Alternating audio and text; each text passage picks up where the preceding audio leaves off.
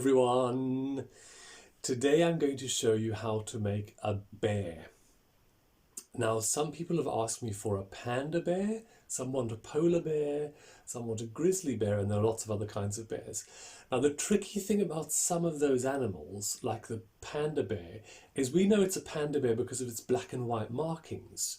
And because the hand shadows are mainly silhouettes, it's more difficult to give a sense of a pattern on an animal, like stripes on a tiger, or dots on a leopard, or spots on a giraffe, or stripes on a zebra, or the panda's pattern. So when I make a bear, I would normally tell the audience if it's a panda bear or a polar bear. And then maybe the shape as well. Polar bears do have quite long noses, they're a little bit different. But here is a good simple bear shape, and then I'll show you another way which my wonderful friends at Buddhagana Gagra taught me to do many years ago. So the first bear I taught myself to make so I could tell the story of the three bears. And what it is, your right hand, you put these two fingers together, so the little finger and the ring finger, and then sort of stack up the other fingers on top and put your thumb, you've got this kind of shape, at the top to make the ear. Now that makes quite a nice bear nose and a nice little round ear. And it's quite a good head shape, and it can move, and it could even talk a little bit. Who's been sleeping in my bed? Now your left hand becomes the bear's body, and what you're going to do is put it on the back of the head. And then, can you see this little bump at the bottom here that I'm wiggling? That's actually the knuckle of the thumb.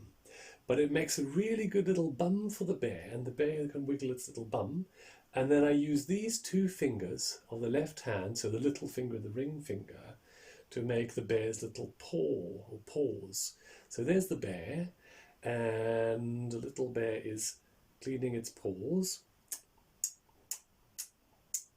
and it's doing a little dance. Do-do-do, do-do-do, do-do-do. So that's one way to make a bear. That's a sort of simpler way. Now this is the more complicated way to make a bear.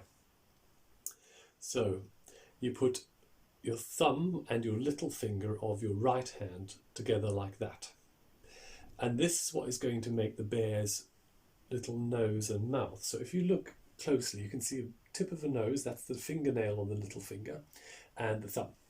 Then once again, like the other bear, you curl all the other fingers down on top, and you're trying to get a little bump, two little bumps if you can, but one, to make the sense of an ear at the top of the bear's head. And that's how you do it. This is much more tricky to do, and just this position of the fingers clustered together is quite a challenge to get that shape. It took me 6 months to learn it. Then the same thing as the other bear, your left hand, these two fingers goes there, and the little knuckle of the thumb is the bear's bottom, and these two fingers are the paw, and there is our little dancing bear.